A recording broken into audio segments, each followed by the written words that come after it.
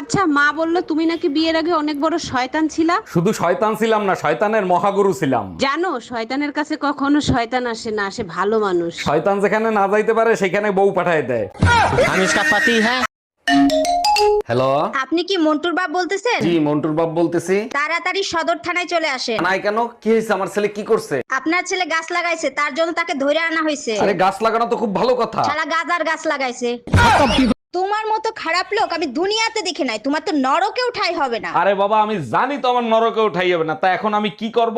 ভালো হবা, ভালো কাজ করবা, মরলে স্বর্গে যাবা। তোমার দাদু আমার স্বপ্নে আইছিল, বলল যা মন চাই তাই কর, নরকে কোনো জায়গা নাই, আমি নিজে নরকের দেয়ালের উপর বসে আছি। এই পাশের বাড়ির ভাবির ছেলে হয়েছে, তার চেহারার সাথে তোমার এত মিল কেন? দেখো, আমারে সন্দেহ করবা না, আমি কিন্তু ভাবির ধারে কাছেও যাই নাই। আরে তোমারে সন্দেহ করতেছি না, ভাই 2 বছর ধরে বিদেশ, ভাবির বাচ্চা হইলো কি করে? এখন ডিজিটাল যুগ, অনলাইনে কত কিছু হয়। আচ্ছা শুনো, 1 থেকে 30-এর মধ্যে একটা নাম্বার চয়েস করো তো। 1 থেকে 30, 1 থেকে 30, 10 নাম্বার। আচ্ছা ঠিক আছে, এইবার ঈদে 10 দিনের জন্য আমি বাপের বাড়ি যাব। আচ্ছা শোনো, আমি রেডি ছিলাম না, তুমি আরেকবার ধরো প্লিজ প্লিজ। আচ্ছা ঠিক আছে, 1 থেকে 30-এর মধ্যে আবার সংখ্যা ধরো। 30 নাম্বার। 30 রোজা পর্যন্ত ঘরের সব থাল বাসন তুমি ধোবা।